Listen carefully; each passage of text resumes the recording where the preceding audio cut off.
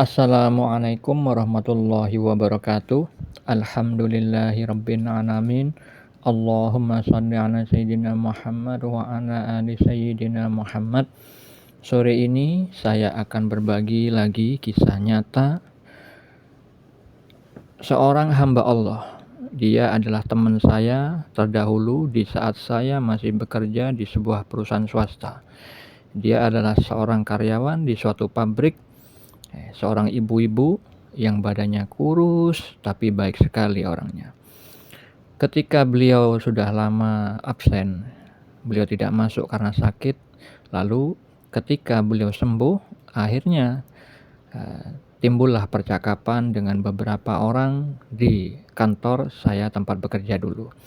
Lalu masuklah saya di ruangan tersebut bersama mereka, sekedar mendengar apa yang dikeluhkan, apa yang diceritakan oleh ibu yang telah sembuh dari sakitnya itu. Lalu ketika ada pembicaraan beliau yang mengarah kepada sakitnya itu belum sembuh-sembuh, masih ada sisanya, maka saya yang mengetahui dan sudah mempraktekkan bahwa sedekah bisa menyembuhkan penyakit tanpa berobat, yang mana video sebelumnya sudah saya bagikan beberapa ya di antaranya. Nah, saya beritahukan kepada saudara kita itu bahwa kalau misalkan sudah ikhtiar dengan berobat ke dokter dan alternatif manapun belum bisa sembuh, cobalah ya.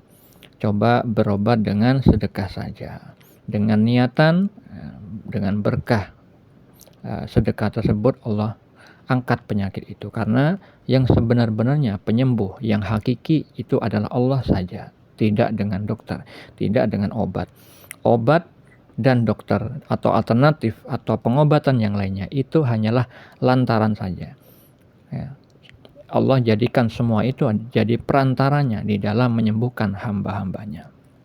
Oleh karena itu terkadang orang bisa sembuh melalui dokter, obat, terkadang tidak, supaya manusia itu memahami bahwa sang penyembuh yang hakiki itu bukanlah mereka, melainkan Allah saja. Nah, lalu setelah mendengar saran saya tersebut untuk berobat dengan sedekah, ya, akhirnya beliau ingat kejadian yang terdahulu yang pernah menimpa kepada keluarga beliau, yaitu anaknya. Ketika anaknya itu sakit, beliau tidak punya uang, beliau menceritakan nih ya kepada saya dan teman-teman di ruangan tersebut ya. Jadi ibu ini mengatakan di saat anaknya sakit, uang untuk beli obat itu tidak ada karena memang tidak punya waktu itu, dan sebagian uang itu dipinjam tetangganya tetapi belum dibayar. Besarnya adalah 100.000. Nah, ketika mengingat uang yang ada di tetangganya yang dipinjam belum dikembalikan itu, ibu ini berkata di dalam hatinya, coba saja uang yang dipinjam tetangga itu, yang 100.000 itu dikembalikan. Mungkin saya bisa membelikan obat untuk anak saya yang sedang sakit. Tapi setelah beliau bergumam seperti itu di dalam hatinya, ujung kalimatnya beliau ridho. Ya sudahlah, kalau memang begitu mungkin tetangga saya memang belum punya. Beliau ridho di ujung kalimat gumam di hati beliau. Akhirnya gak lama kemudian ketika mau sholat ya, di saat itu hujan gerimis. Lalu ada seseorang yang mengetok pintu. Dibukalah pintu tersebut sama ibu ini. Ada orang tua, laki-laki tua yang tidak dikenal. Lalu beliau meminta air putih, air minum. Nah, ibu ini kan memang baik orangnya. Beliau mempersilahkan orang tua itu untuk masuk ke rumahnya karena ada niatan juga mau digorengkan telur sama ibu ini.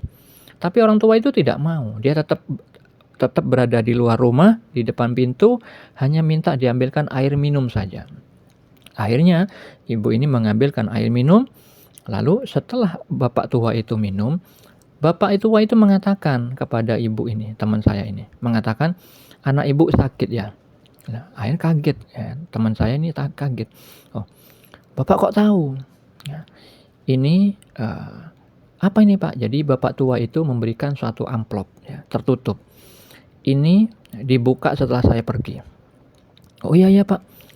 "Baik, saya mau pamit dulu." Nah, ketika bapak tua itu mau pergi, akhirnya si ibu ini tidak mau dong ya, tidak membalas kebaikan orang tua yang tidak dikenal ini, walaupun tidak tahu yang di amplop itu apa gitu, karena orang nggak dikenal.